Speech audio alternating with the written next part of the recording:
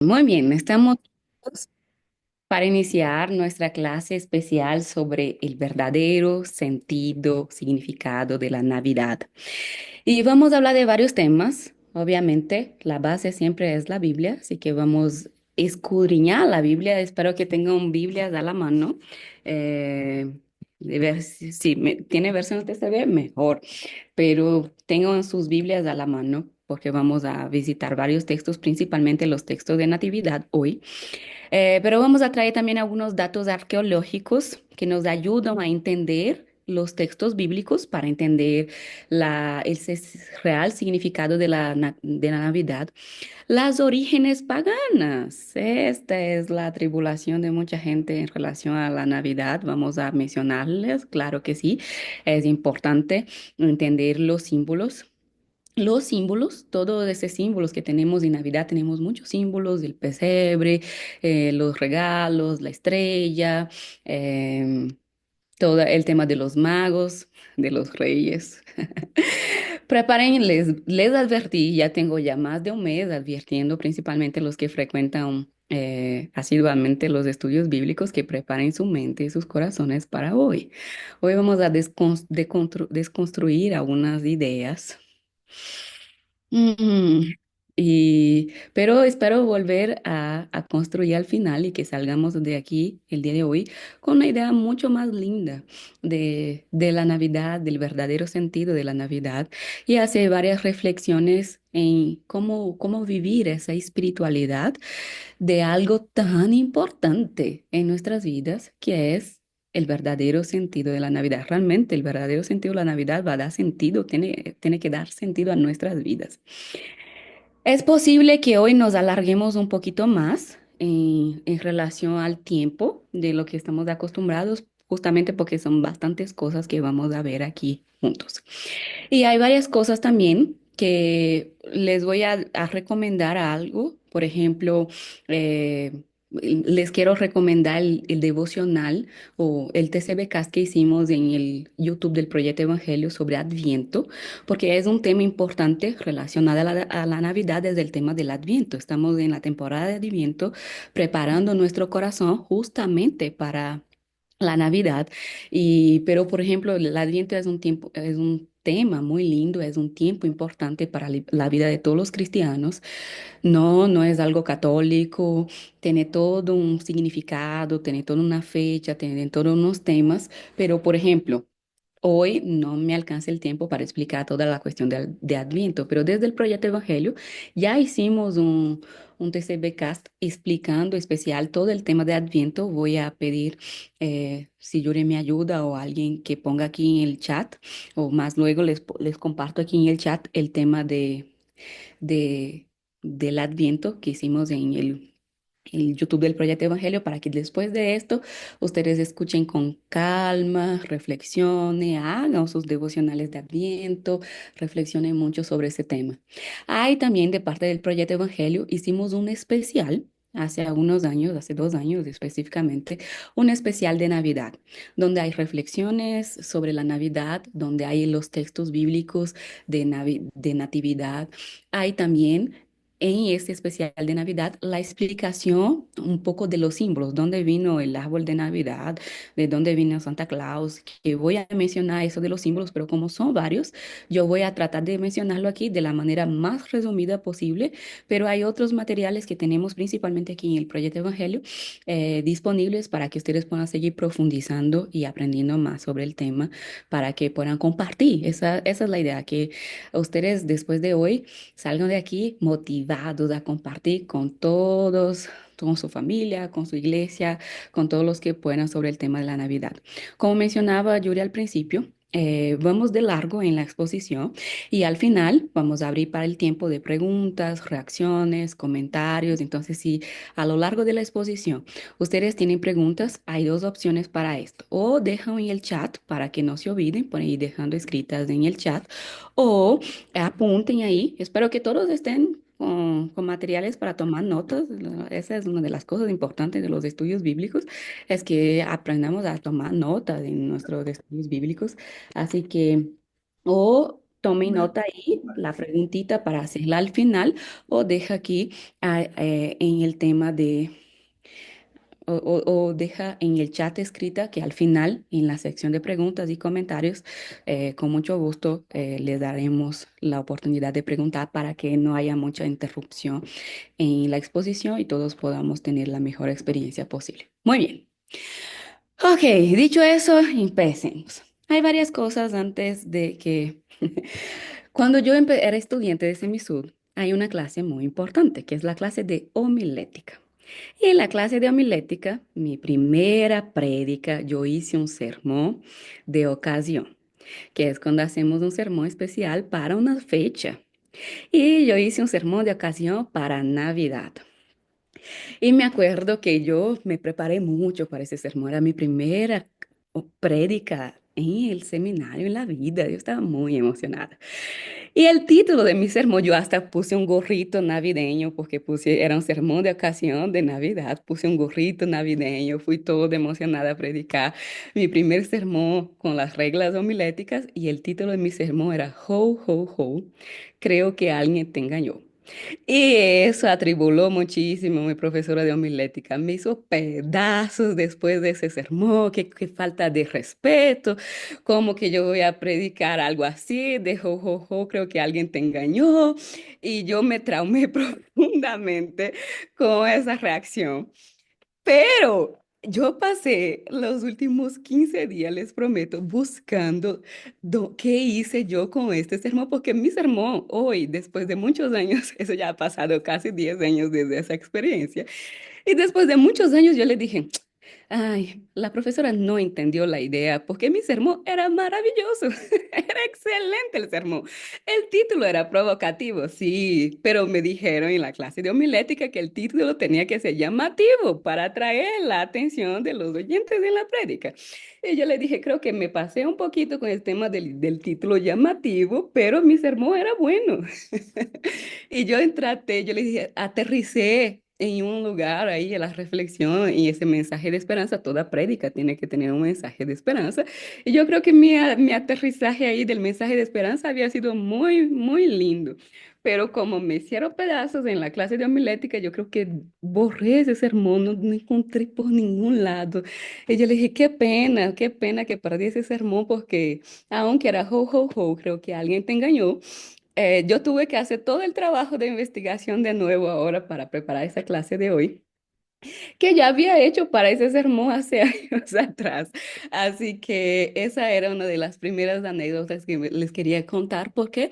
Porque muchas cosas que tenemos en nuestra cabecita de la tradición navideña cristiana realmente no está en la Biblia o mal interpretamos lo que está escrito en la Biblia.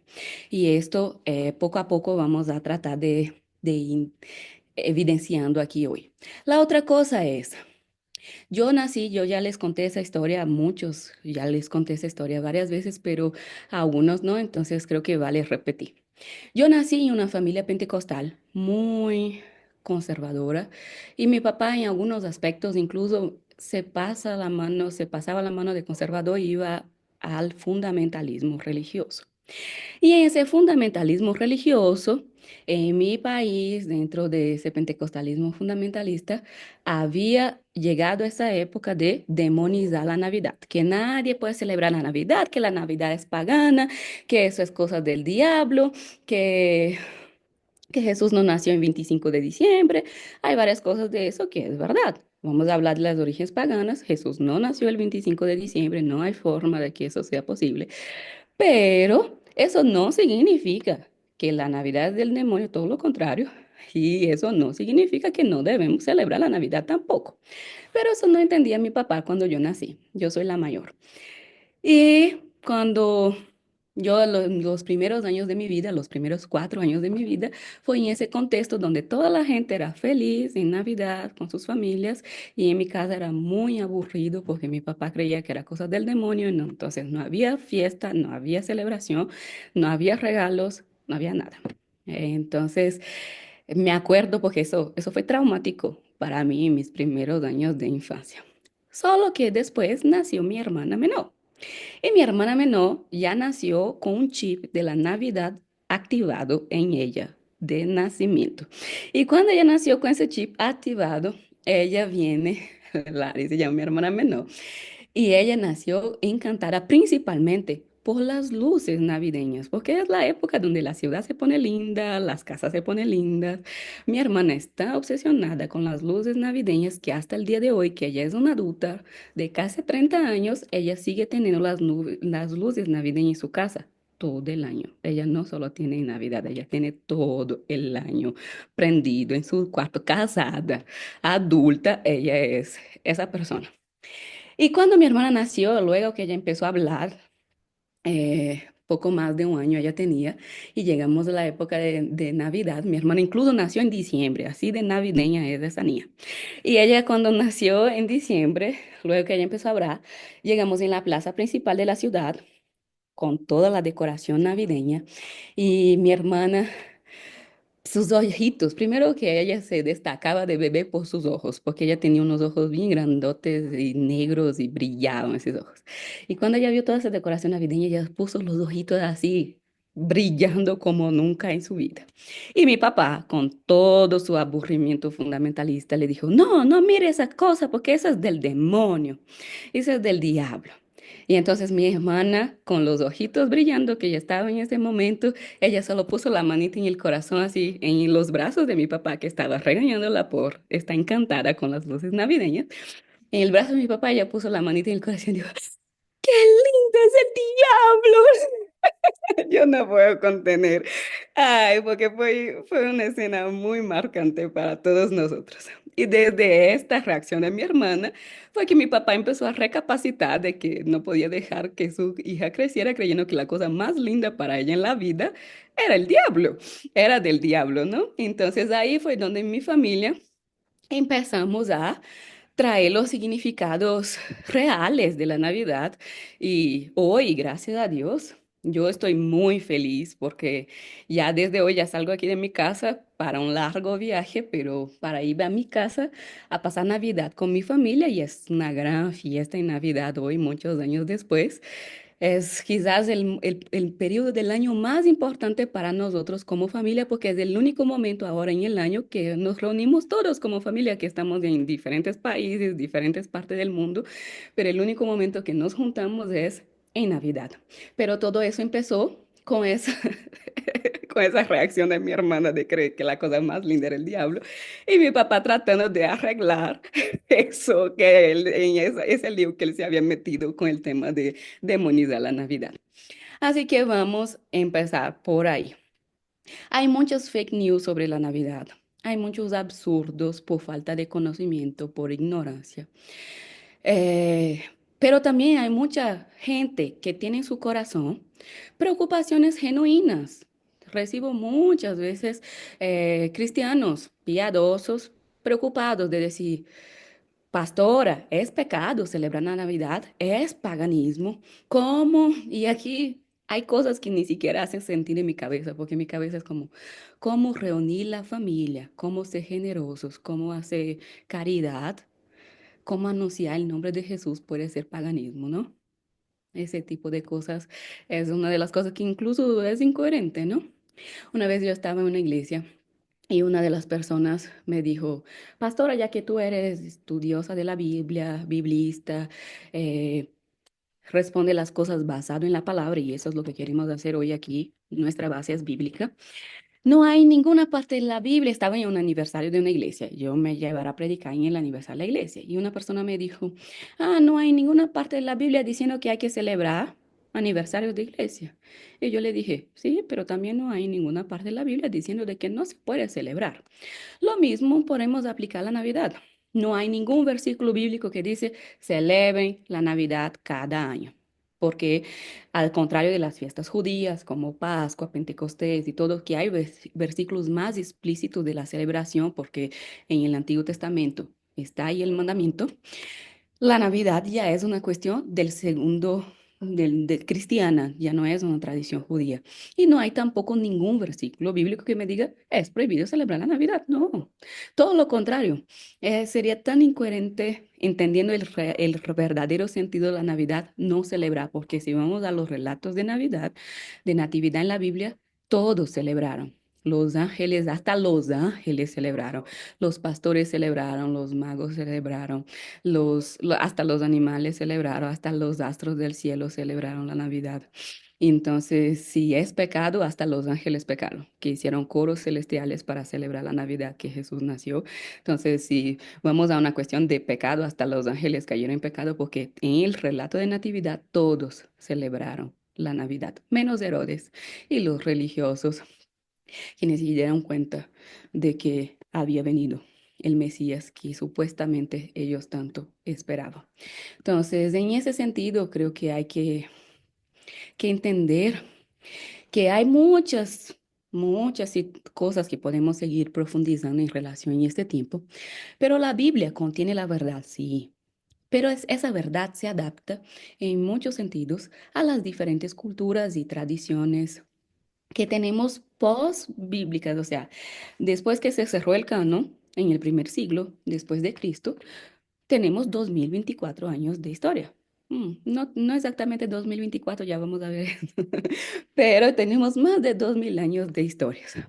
Y sin herir la verdad del Evangelio, hay muchas tradiciones rescatables. Y hay muchas cosas también que la tradición cristiana, porque la Navidad es una cosa de la tradición cristiana, así como el Adviento, así como varias otras cosas, que la tradición, que no entró en el canon bíblico, incluso por cuestión de fechas mismo, pero la tradición cristiana ha implementado como algo que hace crecer nuestra espiritualidad. Pablo es un gran ejemplo de cómo usar eh, la verdad del Evangelio y o predicar la verdad del Evangelio usando elementos que hacen parte de la cultura. En las misiones siempre decimos que cada cultura hay algo donde podemos tomar para revelar a Dios. Y aquí hay que tener mucha sabiduría y encontrar ese, como mencioné, vamos a apuntar hacia eso toda la noche, el verdadero sentido de la Navidad en la Biblia. Y para empezar todo ese libro aquí. En los cuatro evangelios que tenemos, Mateo, Marcos, Lucas y Juan, solo dos evangelios hablan del nacimiento de Jesús, Mateo y Lucas. Marcos ya empieza con Jesús adulto, grande. Y Juan tiene algunos relatos que tomamos en el tiempo de Navidad, sí, pero Juan habla de la preexistencia de Jesús. Él está más preocupado con eso, de que antes de que Jesús nazca, él ya existía. Antes de que del principio ya estaba Jesús. Y menciona la encarnación de Cristo, que es Navidad. O sea, que es algo de Adviento, que Jesús se encarna, Dios se encarnó. Incluso Juan nos da unas pistas como tabernaculó entre nosotros, es una palabra muy bonita. Pero él no se importa mucho con el nacimiento como tal. Mateo y Lucas sí nos cuentan el nacimiento de Jesús. Pero cuando vamos a la Biblia, parece que ellos se contradicen entre sí, porque parece que nos cuentan dos versiones diferentes del nacimiento. Empecemos de aquí, porque hay una aparente contradicción entre Mateo y Lucas cuando hablamos de Navidad desde la Biblia. Vamos a Mateo, empecemos por Mateo. Mateo empieza su evangelio con la genealogía. Algo que no nos interesa mucho, pero debería, porque las genealogías tienen también conocimientos profundos. Mateo empieza con la genealogía de Jesús, sus antepasados, y empieza con el libro que narra el origen de Jesús, de la familia de Jesús. Y empieza de David, realmente empieza desde Abraham. Y eso es una primera característica de Mateo, porque Mateo está siendo escrito para judíos. Entonces, para ellos solo importa desde Abraham. Ya vamos a ver la genealogía de Lucas. Y ellos hacen la genealogía también desde José. Jacob, versículo 16, fue padre de José, el esposo de María, María la madre de Jesús, el Mesías. Jesús solo es Mesías por José, porque a veces también en la Navidad nosotros ignoramos totalmente el pobrecito del José, porque él no es el padre biológico de Jesús, pero Jesús solo es de la descendencia de David según Mateo, por José. José es que viene de la familia de David, así que hay que darle la importancia a Josécito también, pobre. Y entonces, después dice el nacimiento de Jesús, Mateo 1:18. Vamos a leer aquí, pongan atención. El nacimiento de Jesús fue así. María, la madre de Jesús, estaba comprometida en matrimonio con José, pero antes de que se casara, ella se quedó embarazada por el Espíritu Santo. Un escándalo, eso es una bomba. Porque él estaba comprometido, hay toda una cuestión aquí del compromiso, porque ellos pagaban la dote. El compromiso en la época de ellos no es como en nuestra época, que, ay, estoy comprometido, pero ahora ya no quiero casar, deshago el compromiso, se acabó. Eso no existía en la época de María y José aquí. Está comprometido era lo mismo que está casado, pero posiblemente él necesitaba tener casa para poder eh, oficialmente casarse y tener la cuestión y el dinero suficiente de la dote. Entonces, posiblemente José ya tenía el acuerdo familiar aquí, pero estaba reunido las condiciones económicas suficientes para poder finalizar el matrimonio. José estaba comprometido con María. Era un hombre justo y no quería denunciarla públicamente. Tuvo la intención de alejarse de ella secretamente. Uno, a ver, leyendo ese texto en nuestra mentalidad, en nuestra cultura, uno dice, José es justo, pero era medio cobarde, ¿no? Porque quería huir secretamente. No, eso no es cobarde, eso es todo lo contrario en la cultura de la época. ¿Por qué? Porque María, sí, como se embarazó antes de casarse, ella iba a ser considerada adúltera. Como les mencioné, el compromiso en la cultura de ellos ya era lo mismo que un matrimonio. No era una cosa que se podía deshacer. Entonces, como María se embarazó antes de estar casada o terminar el proceso del matrimonio, ella ya era considerada una mujer adúltera. A las mujeres adúlteras se les mataba apedreada. Entonces, cuando se quedó embarazada por el Espíritu Santo de Jesús, ella estaba con el riesgo de muerte, de ser apedreada públicamente por mujer adúltera. Eso es muy serio porque nosotros vemos una María y hablamos de María como si fuera una mujer madura. María posiblemente tenía unos 13 años. Era una niñita de 13 años. Hasta me da un poco de ternura cuando pienso en una María de 13 años siendo encontrada por el ángel en una situación tan complicada. Y una niña de 13 años dijo, Señor, haga en mí tu voluntad. Pero para que ella dijera, haga en mí tu voluntad, eso significaría que ella podría ser muerta, apedreada, por adúltera, cuando ella no había adulterado. Esa es la cosa más importante aquí. Ahora imagínese una niña de 13 años en una situación tan compleja. Viene de José, que es justo. ¿Por qué José pensó en huir? Porque según la ley de Moisés, para que María fuera acusada de adulterio, el esposo tendría que estar presente. Si José no estuviera presente, no podrían matar a María por adulterio, apedreada. Entonces, cuando José piensa en huir, no es porque él es un cobarde, no, él está tratando de salvar la vida de María porque ella no iba a poder ser apedreada si el esposo no estuviera presente. Y todos esos datos, obviamente, con la cuestión bíblica, arqueológica, estudiando las tradiciones judías, ya les estoy dando así todo masticado, todo ya procesado. Pero ustedes pueden seguir todo lo que yo diga aquí, ustedes pueden seguir investigando más profundamente. E incluso les animo a que hagan esto, porque varias cosas les voy a dar así súper resumida por cuestiones de tiempo. Pero cuando Moisés o cuando José hace esto, era para tratar de proteger a María de alguna manera, según la ley de Moisés, porque si él no estuviera, es como la cuestión de los, no sé quién, si haya un abogado aquí, pero hasta hoy, en la mayoría de los códigos penales, si no hay cuerpo, por ejemplo, si no hay un cuerpo, no hay un asesinato. No se puede acusar a alguien de asesinato si no hay un cuerpo. Lo mismo era aquí, más o menos, algo así. Era lo que si el esposo no estuviera para declarar adulterio a la mujer, no le podían matar por adúltera si el esposo no estuviera presente. Entonces, José pensó en huir, porque incluso podría quedar, obviamente María aún tendría la fama de adúltera, pero podría quedar incluso pensando que el mismo José fue la que la embarazó y huyó. Por eso dice el texto, él era justo y porque no quería denunciarla, porque ella solo sería muerta si él estuviera ahí para denunciarla públicamente. Tuvo la intención de alejarse secretamente. Cuando José pensaba en todas esas cosas, pobre José, porque imagínense, está comprometido y tu novia llega y decir, no, es que estoy embarazada del Espíritu Santo. ¿Quién se la creería? Es un absurdo como este, ¿no? No podemos juzgar al pobre José también cuando pensamos en algo tan absurdo como es.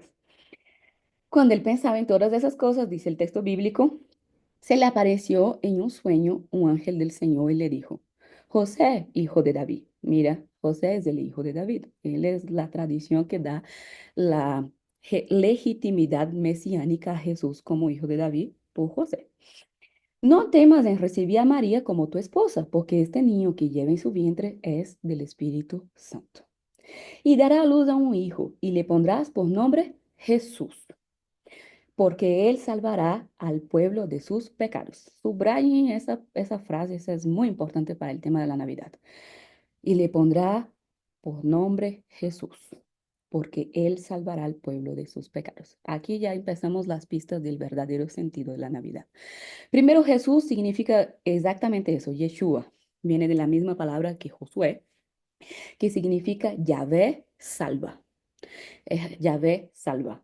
Y por eso Jesús es el cumplimiento de todas las promesas de Dios de salvación para el pueblo de Israel y no solo para el pueblo de Israel, para todos nosotros. Versículo 22.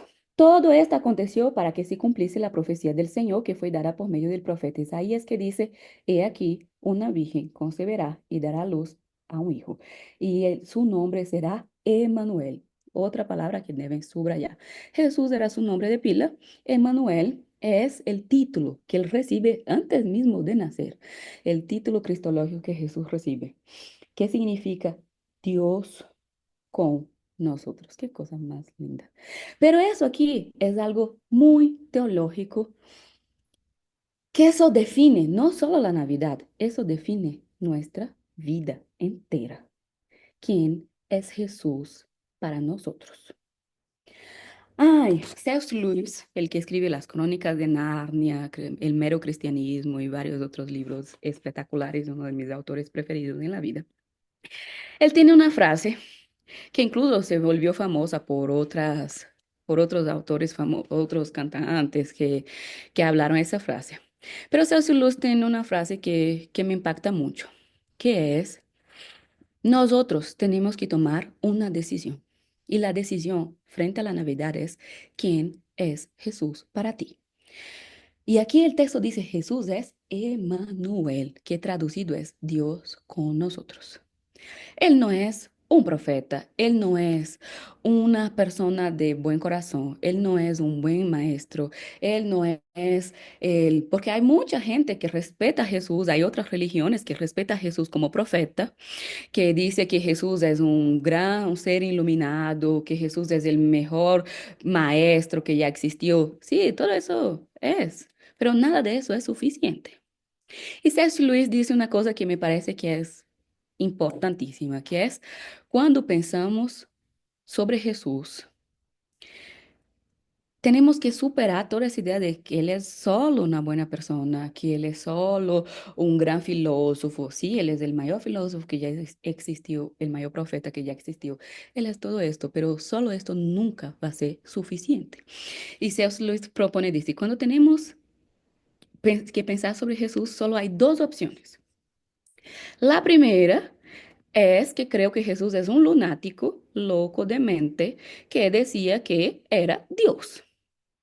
Y él decía cosas como, yo soy la verdad, el camino, la vida. Le decía cosas, yo soy la vida eterna. O, ¿quién viene al Padre? Nadie viene al Padre si no es por mí. Y cosas tan fuertes que decía Jesús. Una, o no creo en esto y creo que Jesús es un loco, como si alguien llegara, como si cualquier persona que llegue a mí hoy y diga, no, es que yo soy Jesús, hay un montón de gente en hospitales psiquiátricos que dicen que es Jesús, hay gente que dice que es Espíritu Santo, la primera cosa que yo pienso es loco, Es una persona que está muy perturbada mentalmente cuando diga, ah, yo soy hijo de Dios, yo soy Jesús. Pero esa misma reacción que yo tengo hoy cuando este tipo de personas pasan con esas patologías psicológicas, era la reacción de muchos cuando Jesús apareció diciendo que era hijo de Dios, que era Dios mismo caminando entre nosotros. Mucha gente dijo, es un loco. Y tenemos que decidir, ¿es eso que creemos que Jesús es un loco? O dos, creemos que Jesús es Dios. Pero eso no es una cuestión solo cognitiva, creer que Jesús es Dios. Entender que Jesús es Dios, creer que Jesús es Dios, la segunda opción, nos tiene que hacer también someter toda nuestra vida a Él como Dios, como Señor. Cuando Él es Dios, sus palabras no son consejos de un coach, sus palabras son mandamientos. Cuando creo que Jesús es Dios, no puedo leer su historia, los evangelios, como si fuera una biografía de alguien más. Yo tengo que leer como el modelo de Dios de cómo vivir. Y esto lo cambia todo. Entonces, la primera cosa que tenemos que tener muy claro sobre la Navidad es quién es Jesús para nosotros. Ah, claro, pastora, si yo estoy aquí es porque yo creo que Jesús es Dios. Sí, en tu vida refleja que crees que Jesús es Dios. Porque una cosa es yo declarar que soy cristiano y decir que Jesús es Dios. Otra cosa es testificar, como dice la Biblia, con mi propia vida, si es necesario morir por creer que Jesús es Dios, como casi todos los discípulos lo hicieron. Esa es la primera cosa, porque esa es la declaración navideña antes de que Jesús naciera. Mateo 1:23.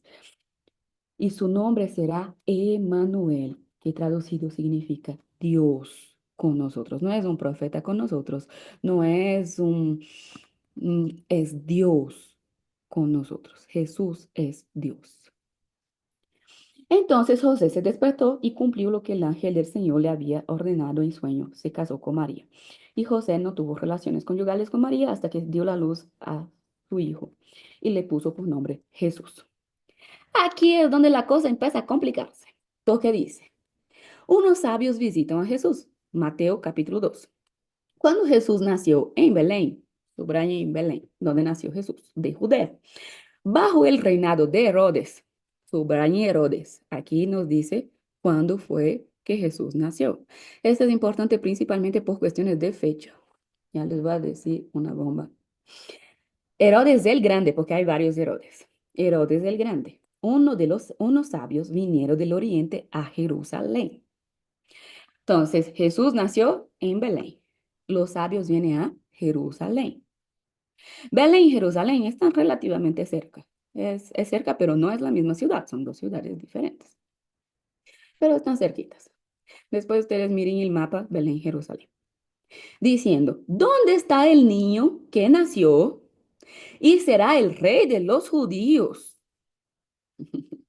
Porque hemos visto la estrella en el oriente que nos condujo hasta acá y hemos venido para adorarlo. Hay varias cosas muy brutales en ese versículo.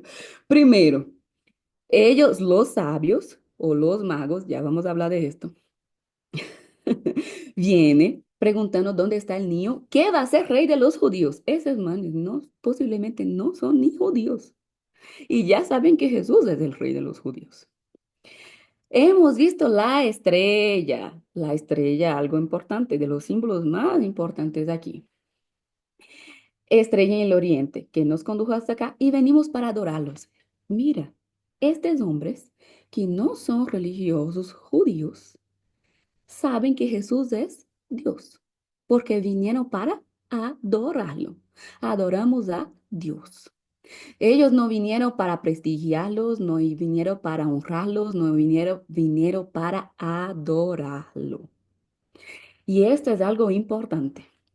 Oyendo esto, el rey Herodes se asustó y toda Jerusalén con él. Mira. Entonces Herodes reunió los sumos sacerdotes, o sea, ahora sí, esos son los líderes religiosos judíos de Jerusalén. posiblemente del templo. Reunió los sumos sacerdotes, los sacerdotes jefes y a los escribas del pueblo y preguntó dónde nacería el Mesías.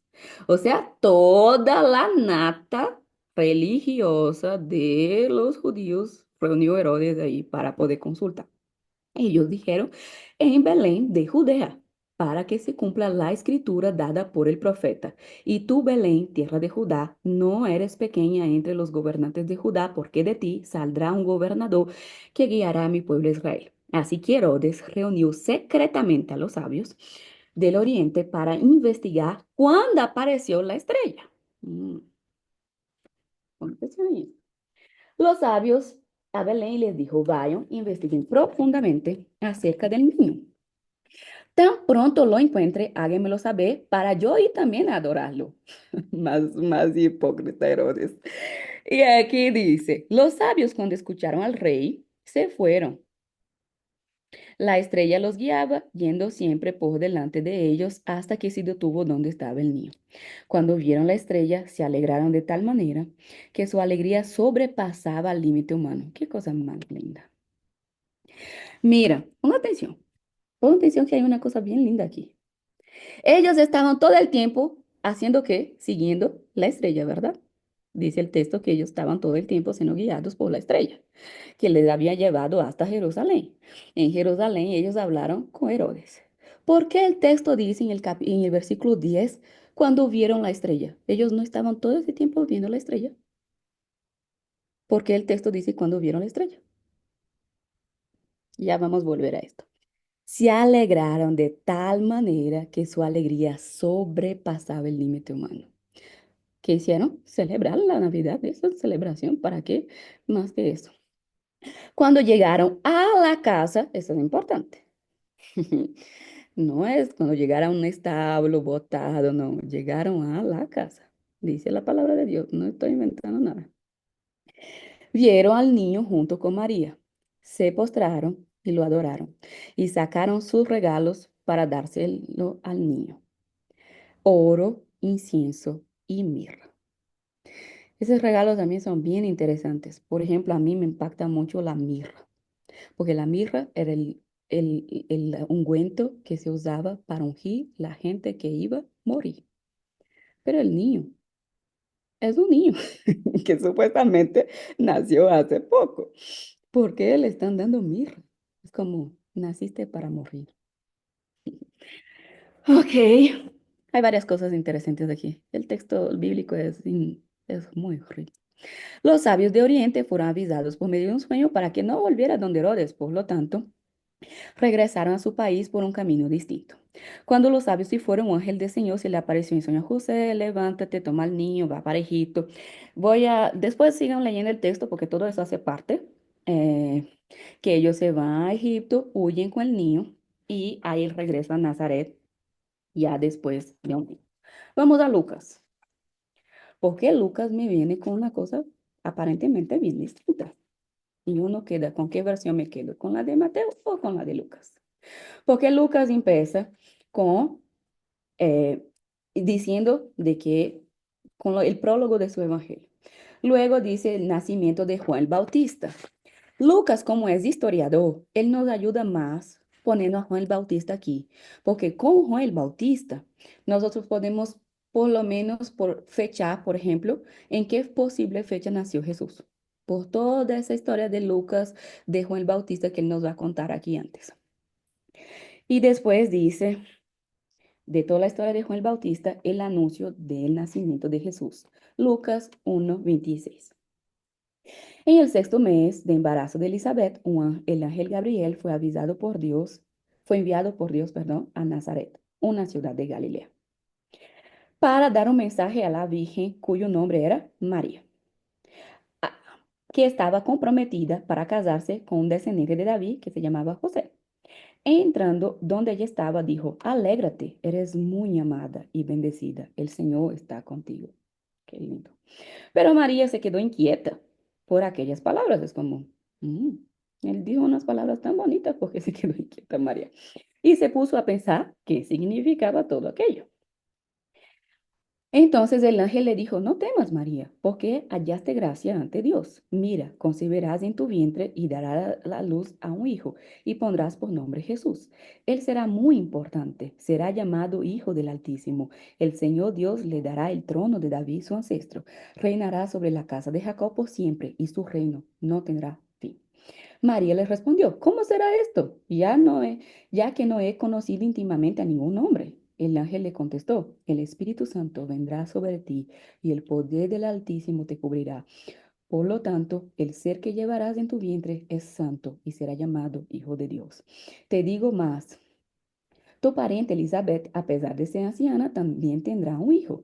Todos la trataban como estéril, sin embargo, Dios la bendijo con un milagro y está en el sexto mes de embarazo. Eso es importante. Pues para Dios nada es imposible. Entonces María exclamó, aquí me tienes como sierva del Señor. Que Él haga conmigo conforme tu palabra, que se cumple en mí su voluntad. Con eso el ángel se fue. María visitó a Elizabeth, hay el cántico de María, hay el nacimiento de Juan, hay el cántico de Zacarías, hay el nacimiento de Jesús. Ya estudiamos los cánticos en los últimos jueves. Nacimiento de Jesús, Lucas capítulo 2, versículo 1. Sucedió en aquellos días que salió un decreto de parte del emperador César Augusto, ordenado hacer un censo. Entonces tenemos dos autoridades aquí, César Augusto y Herodes el Grande. Son dos cosas distintas, pero son regiones distintas que ellos gobiernan. Una cosa es el emperador, otra cosa es Herodes, que dominaba en la región, solo en la región que nació Jesús. Es decir, una lista donde todas las personas que vivían en el Imperio Romano estuviesen registradas. El primer censo se hizo cuando Quirino gobernaba Siria. Todos tuvieron que irse a lugares de nacimiento para inscribirse en la lista. José subió desde Galilea, de la ciudad de Nazaret, a Belén. Ya empezamos a conciliar que los dos están de acuerdo que nació en Belén, que se encontraba en la región de Judea. Eso se debió a que Belén era la ciudad de David y como José era descendiente de David, debía registrarse allí, junto con María, su esposa, que estaba embarazada. Mientras estaban en Belén, a María le llegó la hora de dar la luz. Mm. Primero, una cosa que a veces en las películas, en las historias, es como que ellos están en el camino y de apuro María llega a Belén para dar luz ahí. No, ellos ya estaban en Belén, dice el texto. Mientras estaban en Belén, no dice que mientras estaban en el camino a Belén y ahí va apurada, no, eso no dice el texto.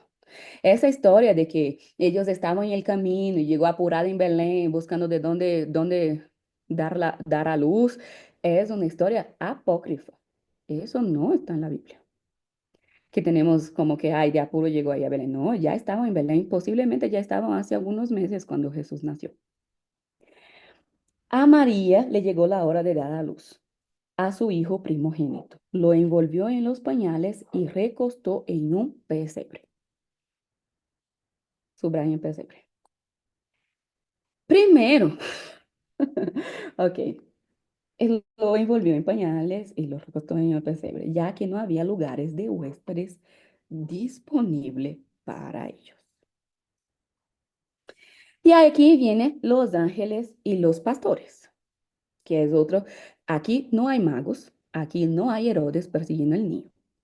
Aquí hay María en Belén, sí, ya estaba en Belén, pero aquí hay pastores. Y uno queda, ¿fueron los magos o fueron los pastores que fueron a visitar a Jesús?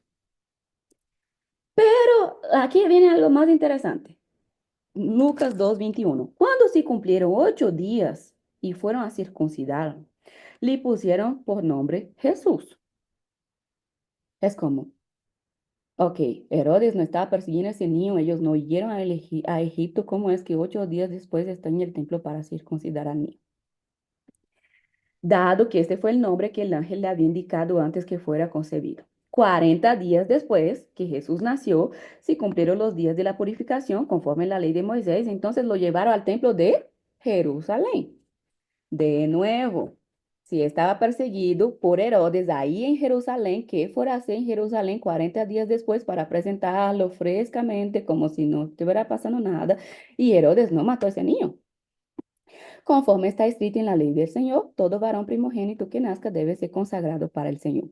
Además, la ley también decía que debía presentar un sacrificio como ofrenda a Dios de dos tórtolas o dos palomas pequeñas. Eso es una de las cosas incluso que nos lleva a creer que ellos tenían una condición económica limitada, o por lo menos en esta época de la vida, porque esa era la ofrenda que daban las familias más pobres. Por eso solo dos palomitas pequeñas en la presentación. Había en Jerusalén un hombre cuyo nombre era Simeón, justo, eso ya estudiamos todo el tiempo de cuando vimos aquí el tema del cántico de Simeón. Y después de aquí, de Lucas, él va para, él salta para que regresó a Nazaret. Y esa es la cuestión. ¿Con qué versión nos quedamos? ¿Con la versión de Mateo, con Herodes loco persiguiendo al niño que manda matar con los magos? ¿O nos quedamos con la versión de Lucas, que son pastores, no son magos, que no dan presente y que Jesús está bien fresco en Jerusalén 40 días después, 8 días después, no hay Herodes persiguiendo, no hay magos ahí? ¿Y con qué versión nos quedamos? Esa es la primera cosa que tenemos que encajar aquí, porque no nos conviene que la Biblia sea contradictoria. Y aunque los evangelios cuentan diferentes versiones, a veces de un mismo texto, esas son diferentes perspectivas, pero no son contradicciones. Y por lo general, los evangelios no se contradicen entre sí. Entonces, ese es el primer arreglo que tenemos que hacer. Vamos a Mateo. Mateo capítulo 2. Mateo capítulo 2, versículo 10. Si no estoy, no, versículo 16. Mateo 2, 16. Esa es una de las claves que nos ayuda a armonizar aquí las dos historias, ni no las dos versiones bíblicas del nacimiento de Jesús, pero que nos puede chocar un poco. Así que cuando dice Herodes, Mateo 2:16, Herodes se sintió burlado por los sabios, se enfureció muchísimo y mandó a asesinar a todos los niños menores de 2 años que estaban en Belén y en sus alrededores, conforme al tiempo que los sabios habían insinuado. Pongan atención aquí. Esa es una buena llave de interpretación. ¿Por qué? Porque el orden de Herodes, él fue a preguntar a los líderes religiosos, a los sabios de su reino, a toda la cúpula judía, cuando posiblemente nació Jesús. Y ellos dieron una fecha. ¿Y por qué Herodes, según la fecha que ellos dieron, mandó a matar los niños de 2 años para abajo, no solo los recién nacidos? Porque posiblemente, según ese dato bíblico que me da Mateo, Jesús ya tenía unos 2 años cuando los sabios le fueron a visitar. Jesús no era un recién nacido cuando los magos de Oriente llegaron a la casa con sus regalos. Por eso es que Herodes manda a matar. Es por eso que cuando Jesús nace en Lucas, en todo ese periodo que él nació, ellos están bien frescos porque aún Herodes no está ni enterado que nació el Mesías, porque nació de una manera súper inesperada, nació de una manera muy diferente a lo que ellos estaban esperando. Entonces, después de que cuando Jesús tenía más o menos unos 2 años, es que los sabios llegan ahí en Jerusalén, por eso es que, y los magos del Oriente posiblemente visita a Jesús, un niñito, pero un niñito de unos 2 años más o menos, conforme la información que tenemos en el texto bíblico y la arqueología bíblica que ya les voy a indicar. Entonces, él ya no estaba en ese pesebre. Porque unimos todos los dos nacimientos con la idea del pesebre y ponemos a los magos en el pesebre? Ponemos a los tres reyes magos en nuestros pesebres, los ponemos como reyes. La Biblia nunca dice que ellos eran reyes, ellos solo eran magos o sabios, si les prefieren. Pero ellos nunca fueron reyes. Los de Mateo nunca fueron reyes. Eso incluso es bien fuerte porque nuestra tradición es, nosotros decimos, vamos a celebrar la fiesta de los reyes. Pero en el nacimiento de Jesús bíblico no hubo reyes. El único rey es Jesús. El único rey que hay en el nacimiento de Jesús es el mismo Jesús. Y Herodes, que era rey ahí en la región de Judea. Pero los magos nunca fueron reyes. Incluso ellos no van con comitivas ni nada de esto. Dice que ellos eran magos, es la palabra que usa el griego ahí. Podemos traducir como magos o como sabios. Para no atribular mucho a los cristianos, en la TCB, por ejemplo, decidimos por sabios porque nosotros tenemos la idea de magos con magia. Y aquí la idea de magos no tiene nada que ver con magia. Tiene que ver con los sabios, la gente que era estudiosa, que estudiaban filosofía, que estudiaban astrología y otras cosas que ya llegó ahí en los reyes. Segundo, ponemos las coronitas todavía en la cabeza de los reyes en el pesebre y hacemos muchas interpretaciones que no creo que hacen daño, pero no son bíblicas. Eso sí, no puedo decir que son bíblicas. Además, hasta pusimos nombres. Los reyes. Baltasar, ¿es? Baltasar, hasta ponemos nombre, hasta la guagua de pan que hacemos aquí porque es negrita. Decimos Baltasar, y ahí no sé los nombres de los otros reyes, pero hay hasta nombres. Y hasta asumimos que son tres. En ningún momento de la Biblia dice que son tres. ¿Por qué asumimos que son tres? Porque dice que dan tres regalos. Pero dos podrían dar tres regalos, 10 podrían dar tres regalos. El hecho de que son tres regalos no necesariamente significa que son tres sabios. Pero nosotros añadimos de dónde vienen esas otras cosas, de algunos apócrifos y de la tradición. Pero en la Biblia solo dice que eran sabios. Sabemos que es más de uno, pero no sabemos cuántos son, ni de dónde venían. Solo decía que era del Oriente, no sabemos de qué país, porque nosotros ya tenemos las nacionalidades, los nombres, la cantidad, ya los decimos reyes. No hay nada de eso en la Biblia sobre ellos. Y solo dice que son tres regalos. Pero eso vamos a seguir añadiendo aquí. Voy con todos esos datos importantes y luego aterrizamos en una reflexión aquí espiritual. Pero déjame apurarme porque el tiempo pasa rápido. La cuestión aquí es esta. Según para unir los dos relatos, encajamos aquí que los sabios llegaron cuando Jesús ya tenía probablemente unos 2 años. Por eso es que Herodes manda matar todos los niños de 2 años para abajo. Y ahí sí, cuando él manda matar a los niños de 2 años para abajo, posiblemente Jesús ya tenía ahí, cuando reciben la visita de los magos, ellos ya salen a Egipto para ser protegidos. Y en Mateo, y hay todo ese paralelo incluso con Moisés, porque Jesús es el nuevo Moisés, porque él va a traer una nueva ley. Entonces, así como Moisés tuvo un tiempo, fue un niño ahí en Egipto, Jesús también va a Egipto y eso tiene todo un sentido religioso también. Pero eso es un dato importante aquí para que podamos entender.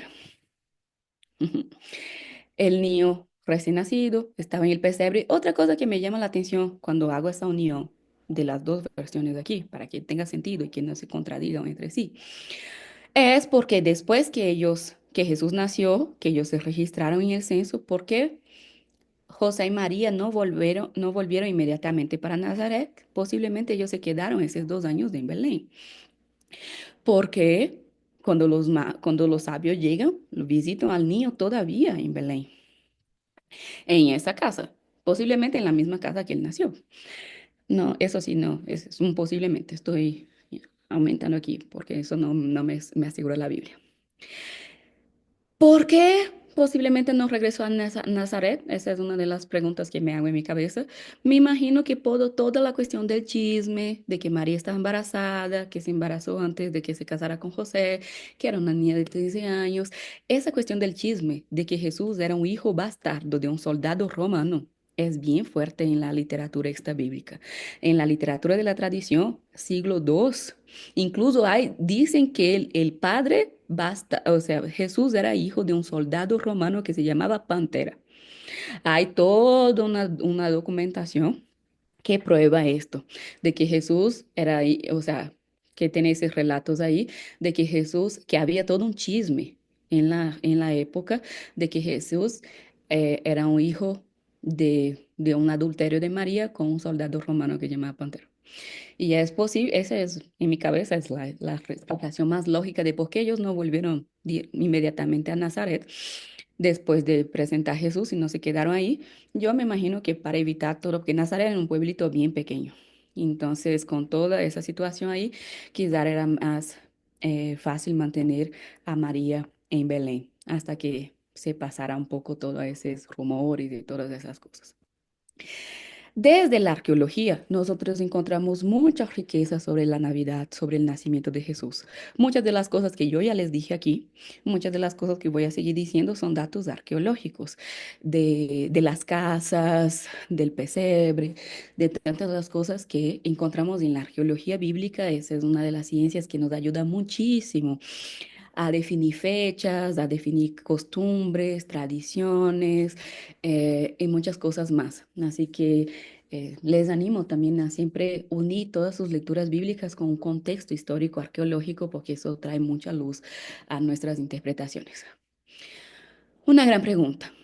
¿La Navidad tiene orígenes paganos? La Navidad en sí misma, la verdadera Navidad, como Jesús, no necesariamente. Celebrar la Navidad el 25 de diciembre tiene orígenes paganas, sí. El 25 de diciembre viene justamente de una fiesta que es la fiesta del Sol Invictus, que es una fiesta desde el siglo 7 antes de Cristo en diferentes culturas. Hay muchas versiones, hay muchos orígenes paganas, no siquiera es solo una. Hay diferentes versiones paganas que yo puedo ubicar para usar el origen pagano de la Navidad en diciembre. Pero tome con sabiduría lo que voy a decir aquí ahora. Todo en nuestra vida prácticamente tiene origen pagano. Porque nuestra semana, lunes, martes, miércoles, jueves, viernes, sábado, domingo, todos esos nombres son de orígenes paganos. Y no por eso yo dejo de vivir el viernes. Ah, ahora yo ya no voy a decir que hoy es día jueves porque eso tiene origen pagano. Todo el calendario tiene origen pagano. Enero, febrero, marzo, abril, todos esos nombres del calendario tienen origen pagano. Y yo puedo quedar listando aquí, como casi todo en nuestra vida tiene origen pagano. Y no por eso dejamos de vivir, dejamos de usar un calendario, dejamos de tener días en la semana porque tiene un origen pagano. No por eso dejo de decir que domingo es el día del Señor, aunque domingo.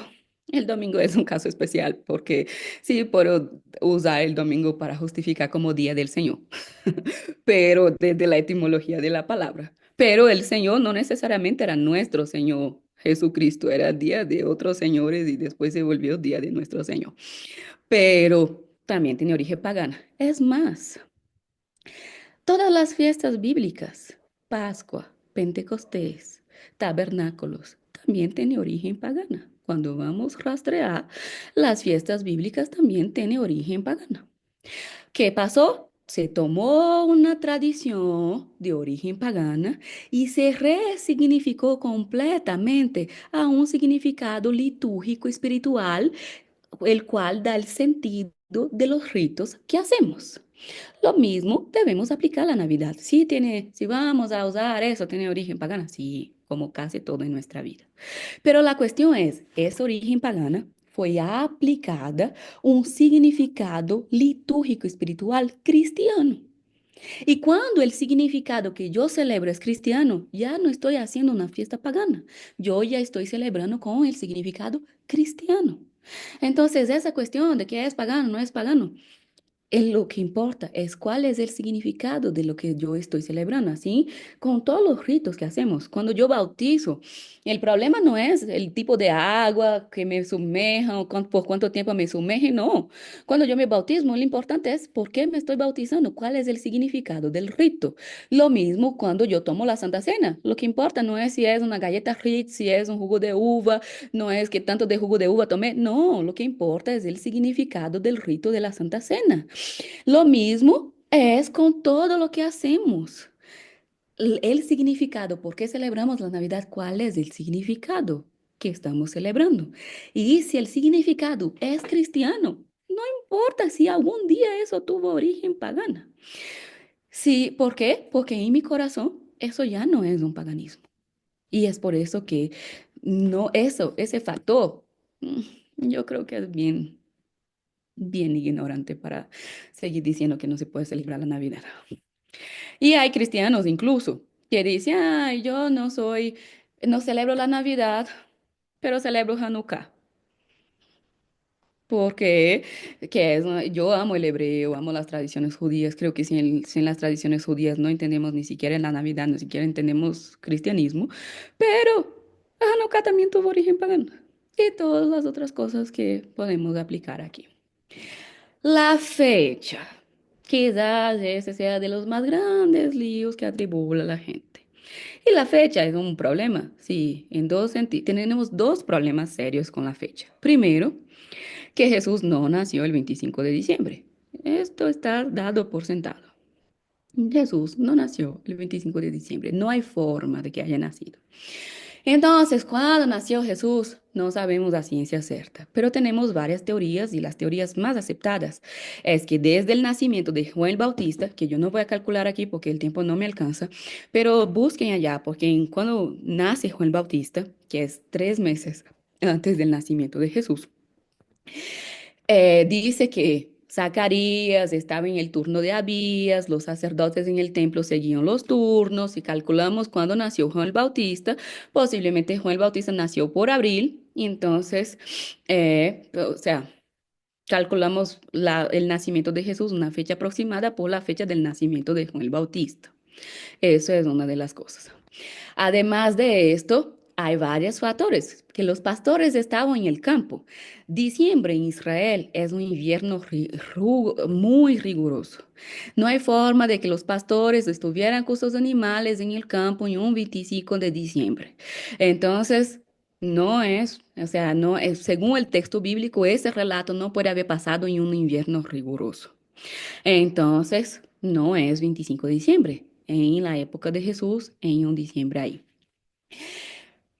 Las teorías más aceptadas por muchos motivos ubican de manera rápida aquí el nacimiento de Jesús por finales de septiembre, inicios de octubre. Esa es más o menos una fecha aproximada de cuando posiblemente históricamente nació Jesús de Nazaret. Aproximada. Ahí hay varios textos, incluso la fiesta de los tabernáculos, cuando dice Jesús tabernáculo entre nosotros. Hay varios otros textos y teorías que llegan a una fecha aproximada, finales de septiembre, inicios de octubre. Esa es la fecha más aceptada. Hay gente incluso que dice que nació en la Pascua, ya. No es, eso no es relevante aquí. El importante es que Él nació. Y para nosotros como cristianos, sinceramente, la Navidad tendría que ser todos los días, no solo un 25 de diciembre. Pero es importante, si yo, hasta mi cumpleaños, que yo creo que Jesús nació en mi cumpleaños, 20 de septiembre, por si acaso, esa es mi teoría en mi corazón. Jesús nació 20 de septiembre, pero eh, se encaja con las exegesis más aceptadas. Pero eso es obviamente es una broma. No tenemos una fecha exacta, solo tenemos aproximaciones.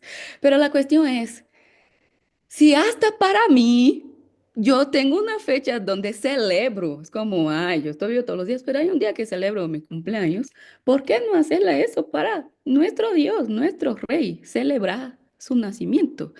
Que sea el 25 de diciembre, para justamente no adorar a un Dios pagano, adorar al verdadero Dios, pues que sea el 25 de diciembre. Es importante que Él nació y que nosotros celebremos su nacimiento, su vida y salgamos de esas amargaciones, o sea, de ser amargados, de ser ignorantes, de ser aburridos en toda esa cuestión de que, ah, ya, no nació el 25 de diciembre, pero Él nació y nosotros vamos a celebrarlo. Y si el calendario y la tradición y Dios, yo creo que guiados por el Espíritu, ¿por qué no? Decidieron hacer el 25 de diciembre, pues vamos a hacerlo el 25 de diciembre. Aunque el sentido de que Él tiene que nacer en nuestros corazones todos los días. Eso es algo importante.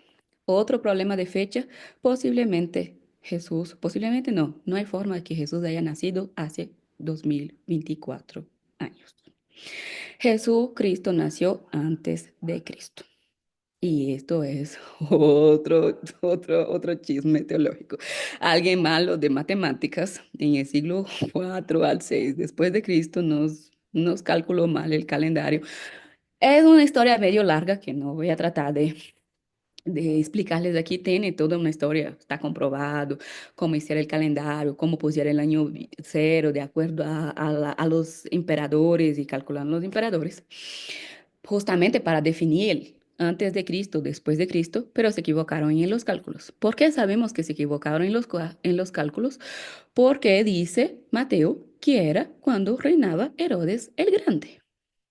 Pero Herodes el Grande murió 4 años antes de Cristo. Y si Jesús nació cuando él era rey, entonces Jesús nació por lo menos 4 años antes de Cristo. Si Herodes el Grande reinaba. Aquí de nuevo no tenemos una fecha de ciencia cierta, pero la mayoría calculan que Jesús nació más o menos ahí, entre el año 6 y el año 4 antes de Cristo. Esa es la fecha. Es por eso que ustedes van a encontrar libros de teología diciendo cosas como el día de Pentecostés, el 30 después de Cristo. Y uno decía, pero si Jesús murió con 33 años, ¿cómo es que Pentecostés es el 30 después de Cristo? Por esos pequeños desencuentros de fecha que hubo aquí con el calendario. Entonces, fecha. Jesús no nació ni hace 24 años ni 25 de diciembre. Pero eso no cambia el hecho de que Él nació de nuevo. Es la fecha. Es como, hoy, esa semana, no, hace 2 semanas, mi hermana cumplió años. La misma hermana que dijo, ay, qué lindo es el diablo.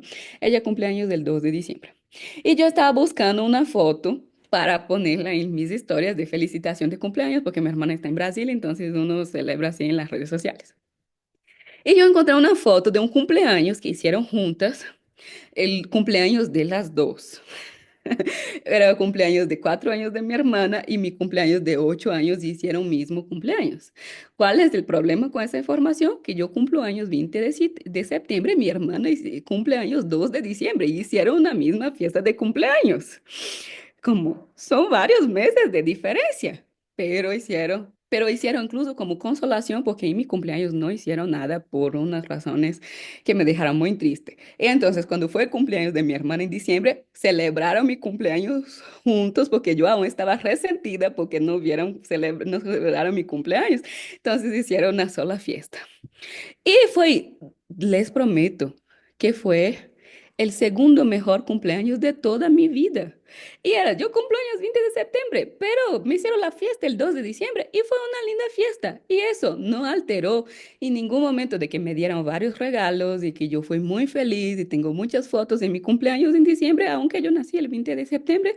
Eso no hizo que mi cumpleaños fuera menos especial este día que me celebraron el 20 de septiembre. Así que aunque las fechas arqueológicamente, históricamente, son problemáticas, sí, eso no quita que podamos rescatar el verdadero sentido de la Navidad del 25 de diciembre cada año.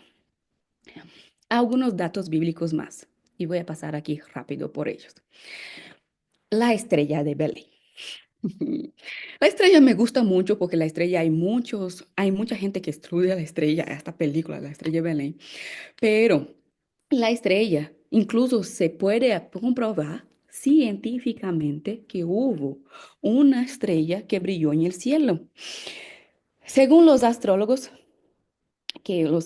los astrónomos, pues astrónomos, creo que en español es astrónomo, los que estudian astrología, dice que más o menos por el año 2 antes de Cristo, hubo una cosa que ellos llaman de conjunción de astros, que es cuando se unen dos astros o tres astros grandes y brilla una luz muy fuerte en el cielo y nosotros vemos como si fuera una estrella fugaz, pero que está ahí bastante tiempo.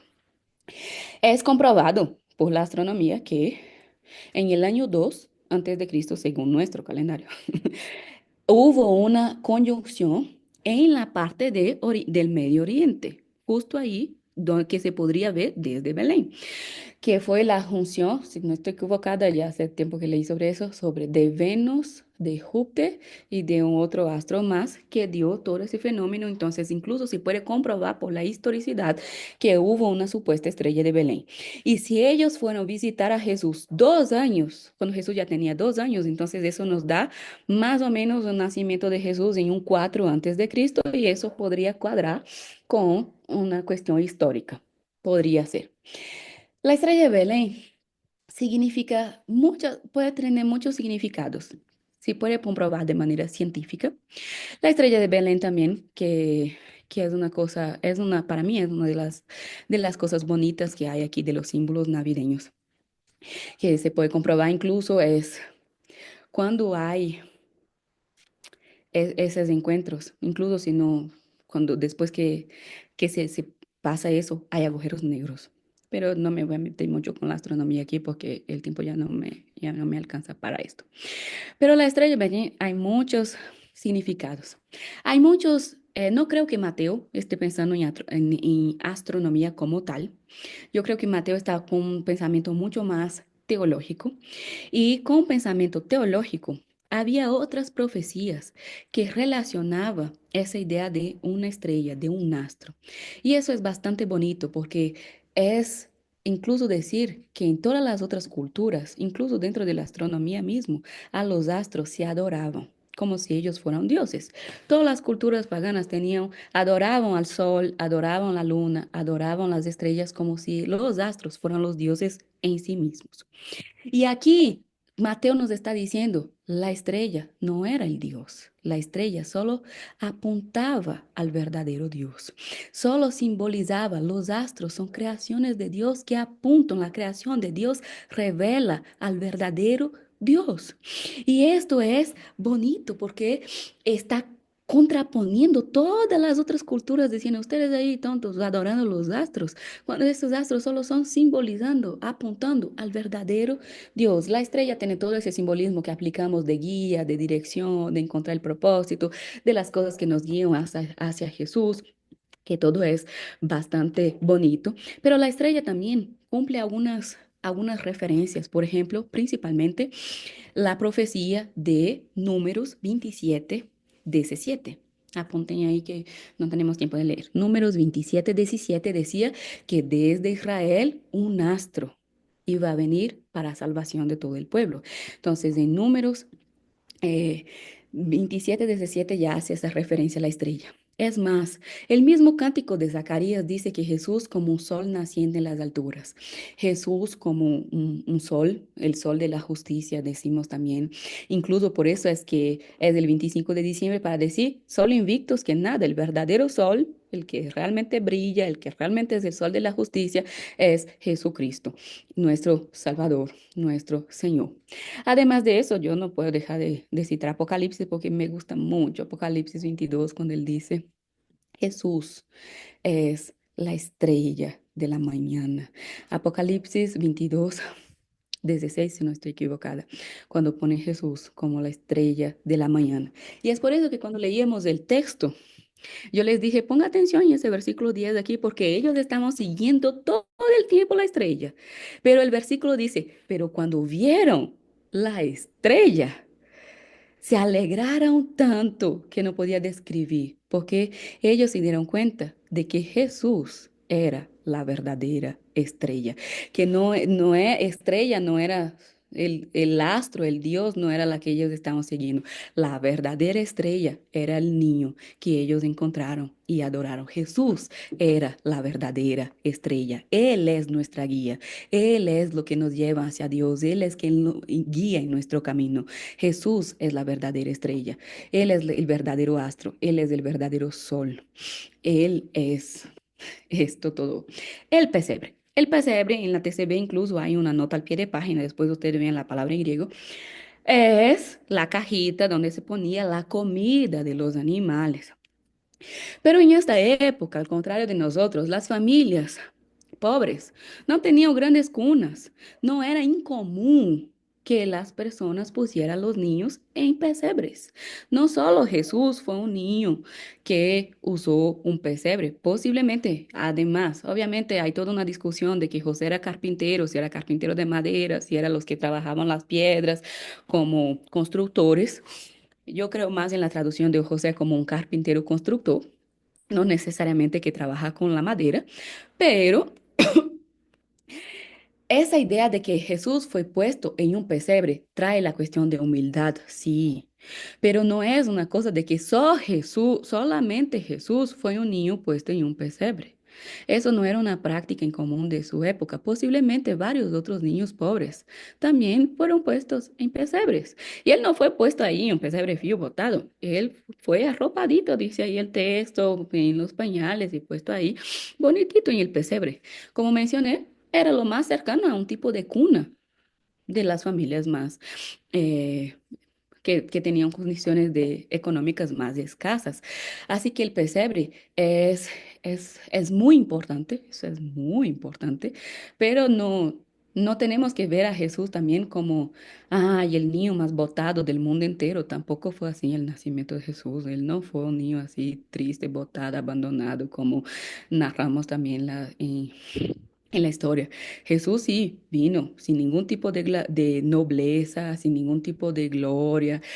Nació de una manera muy, muy humilde, pero él nació de una manera también muy, muy común, porque la mayoría de los niños de su época eran pobres, pobres como él. Y él se identificó desde ahí, desde su nacimiento, con los niños más pobres. Él no era el único que nació en el pesebre. La tradición del pesebre es la cosita aquí, es donde ponían la comida de los animales, sí. Pero no significa que Jesús nació en un establo, fuera, en el frío, como nosotros creemos hoy. Vamos despacio aquí. El establo, el pesebre, está dentro de los establos, el lugar donde quedan los animales. Cierto, cierto. Pero es posible que no había animales ahí cuando Jesús nació. Les voy a explicar por qué. Nosotros hoy tenemos una cultura bien diferente, con tradiciones bien diferentes, con casas bien diferentes. Nosotros hoy tenemos nuestra casita, toda bien calentita, bien ornamentada, a veces casotas, y afuera de las casas, aún los campesinos tienen los establos con los animales. Eso no es así en la época de Jesús bíblica. Los animales, los establos, los pesebres, se quedaban a veces dentro de la misma casa. No les logré una imagen aquí para indicarles, pero los pesebres se quedaban a veces en la parte inferior de la casa, dentro de la casa, principalmente para que en la época de invierno, del invierno riguroso, se guardaba los animales dentro de la casa para que los animales no mueran congelados, porque los animales era la riqueza más grande que tenía la gente. Entonces, Jesús nació en un establo, fue puesto en un pesebre, sí, pero dentro de una casa. No fue así, botado, que no había ningún hotel en la ciudad y que él llamó en todos los hoteles y como no llegó en los hoteles, a dijeron, ah, hay un establo ahí botado, va y nazca ya en él. Pues, no, eso no fue así. O no, según el texto bíblico. De nuevo, esto viene de tradiciones apócrifas que no están en la Biblia. Pastor, pero dice que no había lugar para ellos en la hospedería. No. Lo que el texto dice es que no había lugar para ellos en el lugar de huéspedes. Incluso yo quería poner cuartos de huéspedes, pero pusimos lugar de huéspedes. Les explico por qué. Como les mencioné, María no llegó ahí explotando el agua, desaguando la bolsa, ¿no? No, posiblemente ellos llegaron con tiempo en Belén, cuando ellos ya estaban en la casa de sus familiares, los familiares de José en Belén. Llegó el tiempo se cumplió el tiempo de María. Entonces ellos llegaron ahí.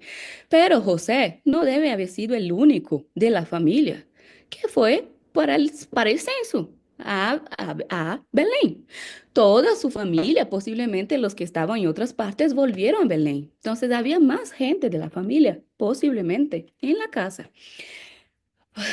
Las casas, la mayoría de las casas, principalmente de gente aquí popular, solo tenían un cómodo. Es por eso ayer yo predicaba sobre ese texto de ustedes son la luz del mundo. Nadie prende una lámpara y pone dentro de un cajón, sino que la prende para que alumbre toda la casa. ¿Cómo es que una sola lámpara alumbra toda la casa? Porque la casa solo tiene un cómodo, solo tiene un espacio. Es dentro de ese cómodo principal de la casa, estaba ahí la parte del establo de los animales. Es que busquen ahí las fotos, hay fotos de la casa, del tiempo de Jesús que ustedes van a encontrar, que me faltó poner aquí para que ustedes vean la casa. La mayoría de las personas, como casi no llueve en Israel, es desierto, casi no hay lluvias en Israel, la mayoría de las personas usan mucho la parte de arriba, las terrazas de la casa, las azoteas de la casa. Casi toda la gente de Israel usan las azoteas de la casa. La mayoría duerme en las azoteas de la casa. Hacen unas carpitas ahí y duermen en las azoteas de la casa. O se dormían en las azoteas en el tiempo de Jesús. Por eso es que hay varios otros textos. Jesús, la última cena de Jesús, cuando dice que fue un cenáculo, era justamente ahí en una azotea de una casa o en el aposento alto, dicen también. Es en la parte superior de la casa. O hay textos, por ejemplo, cuando Mateo al final en la parte escatológica dije, cuando empieza a destruir Jerusalén, ustedes no vuelvan a buscar nada que está en la azotea. ¿Por qué? Porque eso no es, porque las cosas se quedaban, muchas cosas se quedaban en la azotea, porque la gente, la mayoría de ese lugar de huéspedes era en la azotea. Y justamente para proteger, me imagino que el niño que están haciendo ahí, ellos dejaron que Jesús naciera dentro de la casa y no ahí en la parte superior de la azotea. ¿Por qué yo digo que no es un hotel? Porque, por ejemplo, hay una diferencia, si ustedes van al griego, hay una diferencia de la palabra aquí que dice lugar de huéspedes, que es cuarto de huéspedes, que dentro de una misma casa, a la palabra hospedería, por ejemplo, en la parábola del buen samaritano que dice, y le llevó a cuidar en una hospedería, es otra palabra, es una palabra diferente aquí a esa que está usando aquí en Lucas. Entonces, Jesús nació en un lugar donde había el pesebre, sí, posiblemente los animales no estaban ahí porque no era invierno riguroso, entonces los animales estaban afuera. Así que desdice todo el nacimiento de ustedes en sus casas. Espero que no tengan pebre ahí. Pero, o sea, los símbolos pueden seguir, solo entiendo lo que está en la Biblia, ¿no? Eh, perdón. Ahí, pero Jesús nació en una casa, en una familia, gracias a Dios, de una manera mucho menos trágica y botada como narra los textos y las tradiciones. Mencionamos los magos, que dice magoi o los sabios.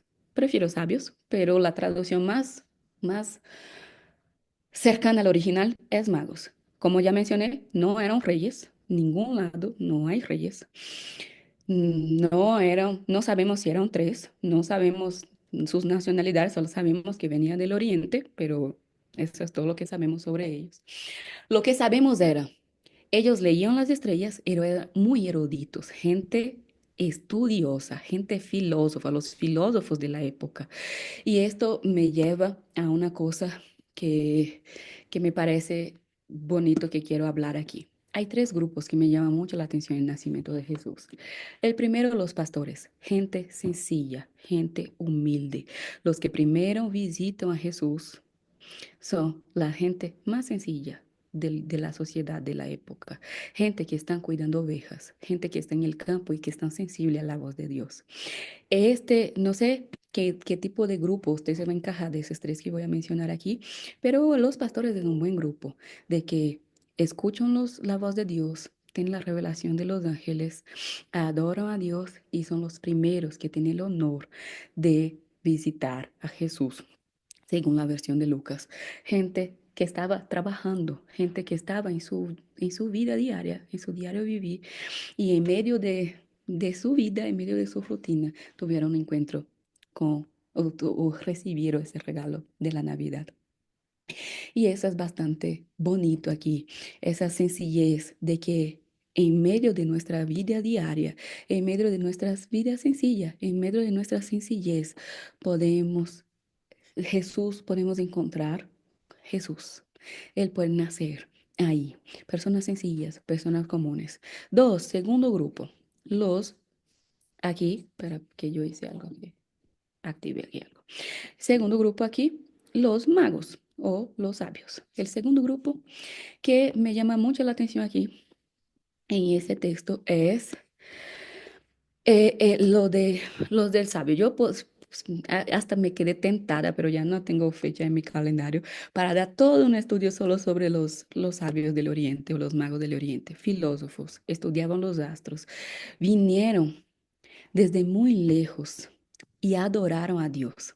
Y aquí una de las cosas que quiero resaltar es, ellos vinieron a buscar porque había un vacío en sus corazones que ningún conocimiento filosófico, que ningún conocimiento secular puede llenar. Yo soy una militante de que tenemos que estudiar. Yo soy académica y dedico mi vida a la academia. Y creo que todos deben estudiar todo lo que puedan. Pero conocimiento sin Jesús no sirve de nada. Nos deja igual de vacíos. Ninguna filosofía, ninguna erudición, ninguna academia nos puede llenar el vacío interior si no hay Jesús. Y ese grupo de sabios, de magos, nos indica esto, de que hay que seguir buscando hasta que encontremos la verdadera estrella. Hasta que encontremos, porque ellos pasaban toda la vida leyendo estrellas, buscando estrellas, pero hasta que ellos encontraron la verdadera estrella que dieron sentido a sus vidas, que dieron significado a su existencia. Hay un vacío en nosotros que solo puede ser conectado con Dios. Y cuando conectamos esto, el conocimiento, la academia, la erudición con Dios. Eso es lindo, eso es hermoso.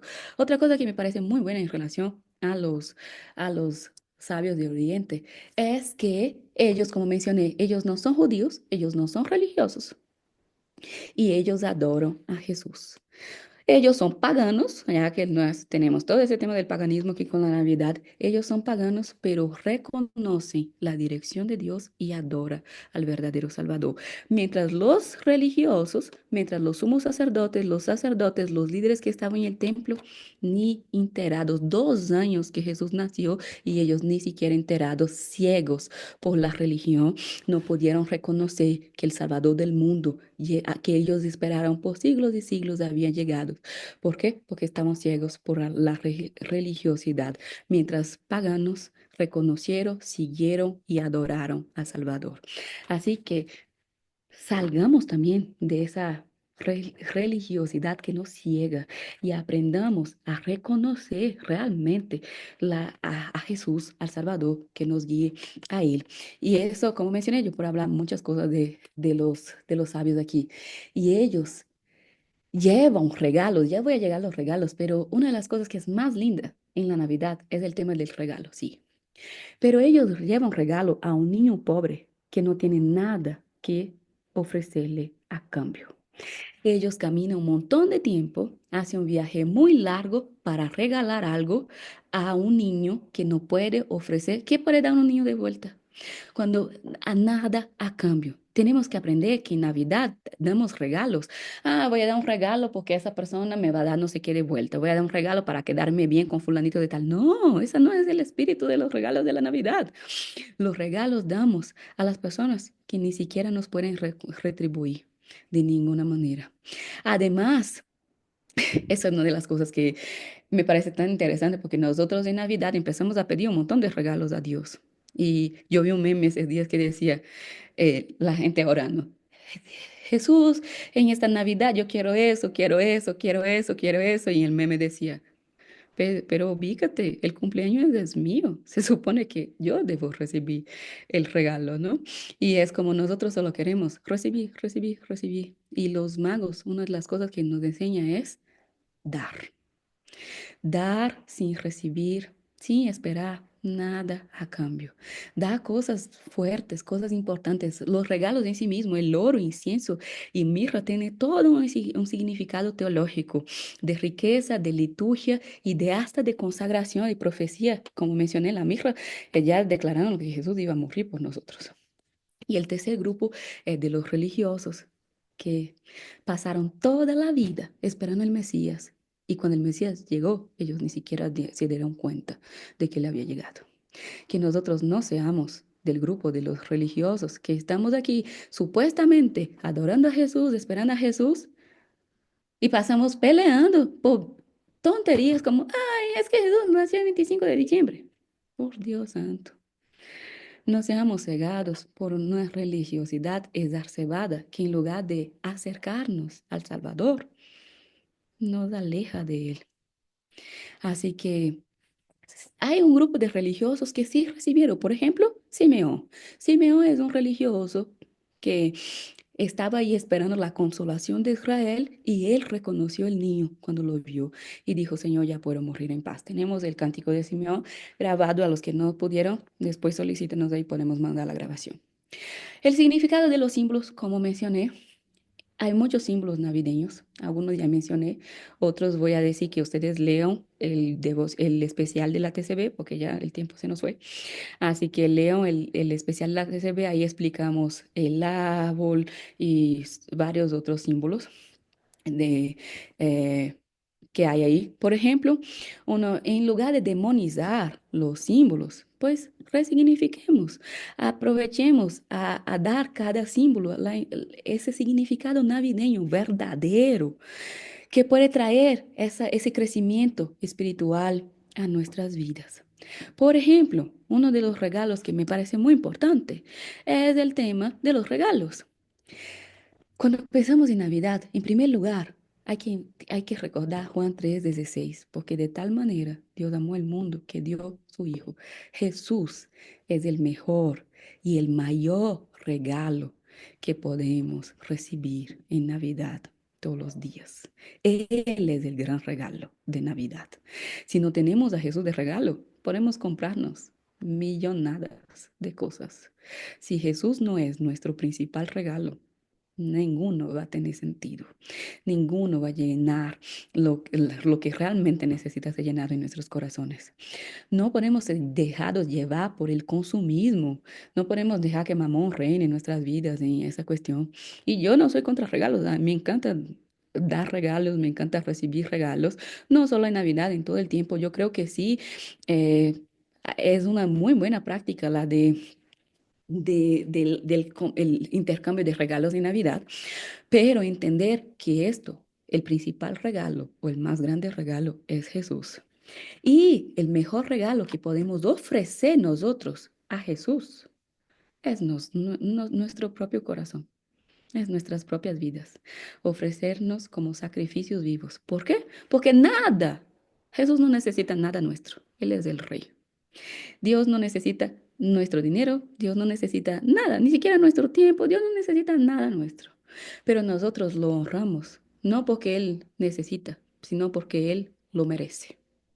Entonces, el mejor regalo que podemos dar a Jesús todos los días y en Navidad principalmente es ofrecer nuestro propio corazón, nuestra propia vida a Él todo el tiempo. Y hay un salmo que dice, que lo que realmente Dios espera de nosotros es la gratitud. Y esa gratitud está en nuestro corazón, es un buen regalo para Dios. Y sí, si podemos dar todo lo que podemos dar y ser generosos en Navidad, y no solo en Navidad, en todo el tiempo, pues eso es una práctica cristiana. Y eso es mejor dar que recibir, es la palabra.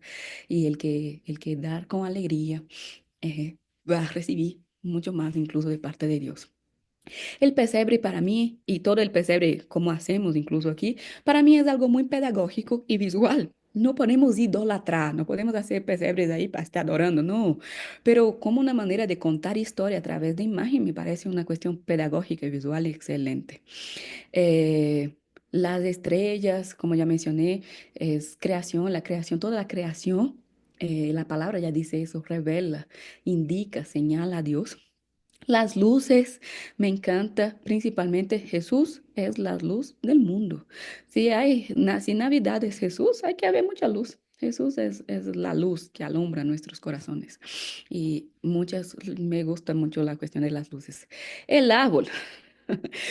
Yo puedo quedar mucho tiempo hablando del árbol, pero el árbol es la parte más complicada de defender aquí. Pero para empezar, es que es un piño, no sé, pino, no sé qué ya. Todos los árboles es creado por Dios. Sí, el agua en sí mismo ya es una creación de Dios. Así que no me vengan a dañar. Una cosa que Dios creó, por el amor de Dios, poner una cosa, eso es del diablo. No, no, todo lo que Dios creó es como una cosa que es creación de Dios va a ser del diablo. No regalemos cosas al diablo que él no tiene ningún tipo de señorío, de posesión aquí.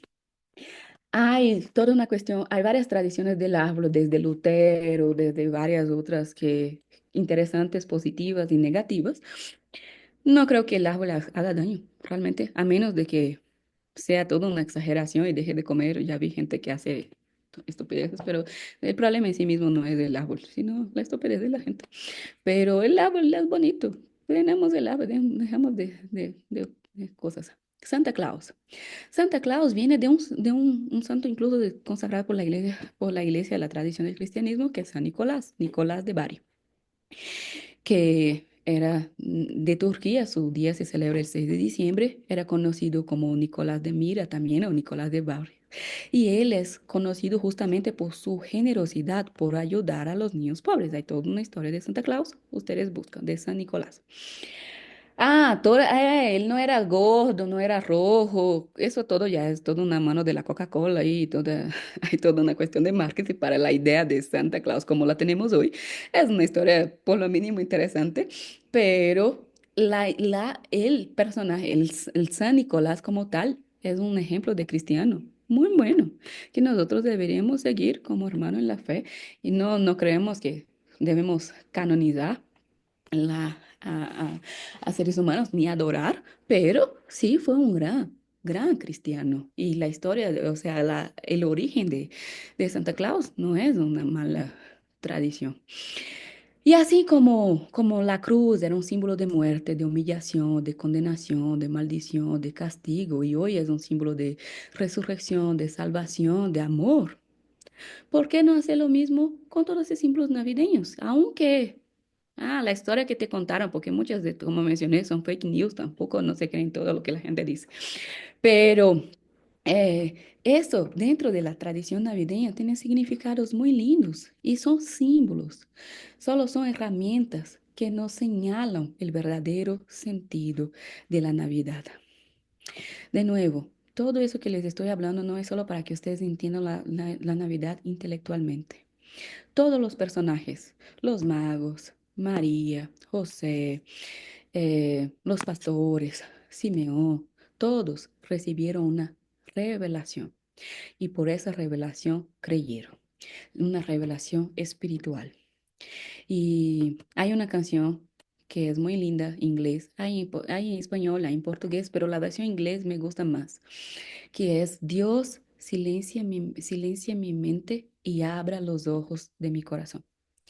Y cantamos, ¿no? Abra, Señor, mis ojos. Yo tengo, creo que la traducción podría ser mejor. Abra los ojos de mi corazón. Yo quiero verte. ¿Qué es hacer nuestra oración y de esa Navidad? Que a través de los símbolos, que a través de todas esas tradiciones, nosotros silenciemos un poquito esa mente de, la fake news, eso pasó, eso. O sea, abramos los ojos del corazón y entendamos los significados, la belleza de todo esto.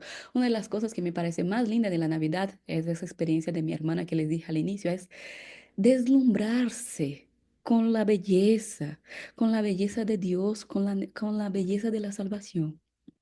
Y con eso voy cerrando. En primer lugar, la Navidad es salvación. Sí, para aterrizar aquí, tengo 10 claves finales, porque ese es el tema de nuestra clase, el verdadero sentido de la Navidad. Biblia, arqueología, símbolos de reflexiones. Entonces vamos a aterrizar. ¿Cuál es el verdadero sentido de la Navidad? En primer lugar, la Navidad es salvación. Jehová salva, Yahvé salva. Jesús, en su propio nombre, significa salvación. Su propósito. Me gusta mucho Juan 1:14 cuando dice la encarnación de Dios. ¿Nos salva de qué? Nos salva de los pecados, dice el texto de Mateo. Y de Lucas también. Nos salva de la consecuencia de nuestro pecado, que es la muerte. Nos salva de la culpa. Nos salva del poder del pecado. Nos salva de esa inclinación hacia el mal. La Navidad es un tiempo, si entendemos que es salvación, porque no podíamos salvarnos por nosotros mismos, no podemos salvarnos por nuestras obras, no podemos salvarnos por legalismo, no podemos salvarnos por nosotros mismos, como creían los fariseos. Solo podemos salvar, tener salvación. ¿Por qué? Porque hubo Navidad, porque Jesús vino a salvarnos, porque Él es el Salvador, porque Jehová nos salva. Es una iniciativa de Dios. Navidad es salvación. Navidad es amor. Dios es amor. Si no entendemos, si no amamos, si hacemos todo eso también por tradición, sin amor, de nada nos vale, como dice Pablo en 1 Corintios 13. Yo puedo ofrecer mi cuerpo para ser quemado vivo, yo puedo donar todo lo que yo tengo a los pobres, yo puedo tener todas esas cuestiones navideñas, si no tengo amor, de nada me sirve.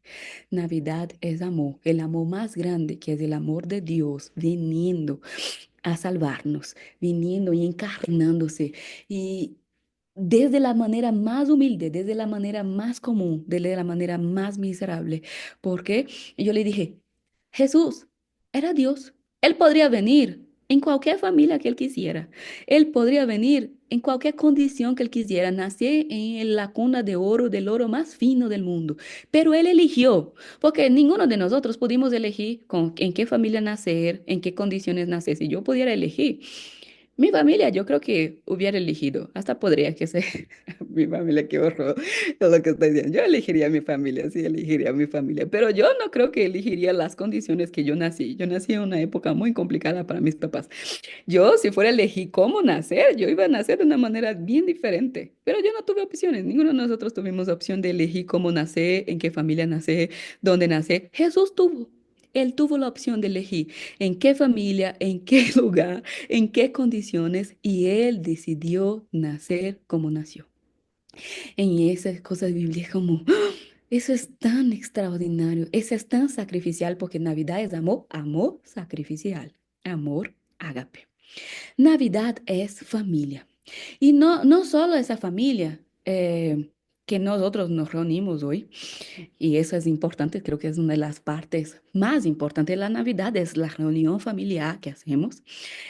Pero también Navidad es familia, es entender que Jesús nació en una familia normal. Jesús nació con paz. Porque Jesús podría venir grande. Ah, porque la gente dice, ah, porque Jesús nos salvó con la Pascua. Sí, él podría venir adulto para morir en la cruz. Él podía aparecer aquí sin nacer de una mamá, de un papá, de crecer en una familia con hermanos normales. Él podría hacer lo que él quisiera. Él era Dios. Pero él eligió nacer en una familia normal. Él no bajó del cielo adulto. Él nació como un niño común y corriente, en una casa sencilla, en medio de una familia que estaba ahí juntas. Y también, y no solo eso, sino que él nació para hacer parte de su familia. A ver, me ayuden con los micrófonos ahí porque yo no tengo aquí. Ok. Nace parte de una familia. Él nació, Navidad nos hace parte de la familia de Dios. Y eso es la cosa más linda. No solo es la familia, nuestra familia de sangre y carne, sino que Navidad es, todos ahora somos una sola familia porque Jesús nació. Navidad también es humildad. Es humildad en todo sentido. Es humildad de la manera que Jesús nació, como Él se humilló. En Filipenses 2 dice, Él no, Él se rebajó a la condición humana, y no solo a la condición humana, a la condición de siervo. Es servir. Humildad es Navidad, es servir, es tener humildad, porque dice que Dios a los humildes, eh, Dios ama a los humildes, pero rechaza a los arrogantes, a los soberbios. Cualquier cosa contraria a la humildad es rechazada por Dios. Así que Navidad es humildad y todo eso, todo lo que hablamos aquí puede seguir profundizando para el tema de la humildad. Navidad es generosidad y gracia. Dios siendo generoso con nosotros, pero también toda esa generosidad de que una familia le acogió, de que los magos vinieron a ofrecer su generosidad a través de los regalos al niño Jesús. Regalos muy especiales, aunque Jesús no tenía nada que darle a cambio, o mejor, le dio el sentido de vida, ¿no? Pero nada económico que darle a cambio. Eh, gracia, gracia es, si yo recibí por gracia, pues entonces yo voy a dar por gracia. Es por eso que somos generosos, porque recibimos el más grande regalo que es la salvación. Recibimos el más grande regalo que es que Jesús nació en nuestras vidas. Y si Jesús nació en mi corazón, no hay forma que yo no sea generosa. No hay forma de que la gracia que recibí de Dios y es lo que tengo dentro de mí no rebose a través de mí. Eso es Navidad. Navidad es compartir. Y puse el partir aquí entre comillas, porque es tanto el compartir como el partir. Lo que yo tengo es tuyo. Si yo tengo un pan y la persona que está a mi lado no tiene nada, pues los dos tenemos un pan. Porque el partir del pan es lo que hace iglesia, es lo que Jesús nos vino a enseñar, a partir. A partir. La Santa Cena, que es otro rito muy importante y que debíamos tener la práctica de celebrar la Santa Cena en nuestras Navidades, es partir. El importante de la Santa Cena no es el pan. El importante de la Santa Cena no es el vino. Es importante, sí, pero no es lo más importante. Lo más importante de la Santa Cena es el partir. Así que eso es bien bonito. Navidad es eso, es compartir, es partir, es es ser unidos, es ser generosos, es tener gracia. Navidad es paz. Yo creo que a veces también hacemos mucho ruido y muchas cosas, pero yo quedo pensando en los pastores. Cuando los pastores llegaron, encontraron un recién nacido. Ustedes ya visitaron un recién nacido. Uno no entra a un cuarto de recién nacido haciendo bulla. Uno entra en un cuarto de recién nacido con tranquilidad, con paz. Uno de los lugares más, donde hay más paz es cuando hay un bebé. No sé si ustedes tuvieron la experiencia de tener un bebé dormido. Ay, es un ambiente de paz tan hermoso. Y eso es Navidad. Navidad es traer esa tranquilidad, esa paz, esa calma. Estamos en una sociedad tan loca, tan ajetreada, tan enferma, donde no tenemos nada de paz, estamos enfermos y ansiosos. Pero Navidad es paz. Es un bebé que nació. Así que tratemos de apagar esas bullas también de nuestra mente, de nuevo la canción, ¿no? Dios, silencia mi mente, ese ruido de mi mente y abra los ojos de mi corazón. Trae paz, esa paz que sobrepasa todo el entender para guardar mi mente y mi corazón. Eso es Navidad. Navidad es justicia. Si leemos todos los cánticos que trabajamos aquí, Jesús vino para hacer justicia. Él vino para establecer el reino de Dios y el reino de Dios es justicia. Y clamor, clamar a ese Dios justo. Navidad es reflexión. Tenemos que reflexionar. Si solo hacemos las cosas sin sentido ninguno, repetimos esto todo el año y no pensamos en ese verdadero sentido de la Navidad, nada de eso tiene valor. Navidad es un tiempo de reflexión, es un tiempo de reconocer, es un tiempo de interiorizar, es un tiempo de pensar todo eso aquí. Y por último, pero más importante de todo lo que vamos a decir aquí, Navidad es Jesús. Él es el verdadero sentido de la Navidad. Todos esos símbolos hacen parte de esa construcción navideña. Todas esas cosas incluso tienen que ver con nosotros. Nosotros necesitamos paz, nosotros necesitamos amor, nosotros necesitamos generosidad. Pero la Navidad ni siquiera es sobre nosotros. Nosotros disfrutamos de eso porque Jesús es amor y es generoso. Pero la Navidad es sobre Él. Él es la verdadera Navidad. Él es el verdadero sentido de Navidad. Así que si en nuestra Navidad hay todos los otros símbolos y no hay Jesús, no hubo Navidad. Si hay árbol, si hay regalos, si hay luces, si hay todos los otros símbolos y no hay Jesús, estamos haciendo cualquier cosa menos Navidad. Porque la verdadera Navidad es Jesús. Él es el centro de nuestra vida, de nuestro corazón, del cristianismo y de la Navidad. Así que con esto encerramos. Les avisé que vamos a ser un poco más largo hoy. Así que cerramos aquí nuestra exposición, la grabación.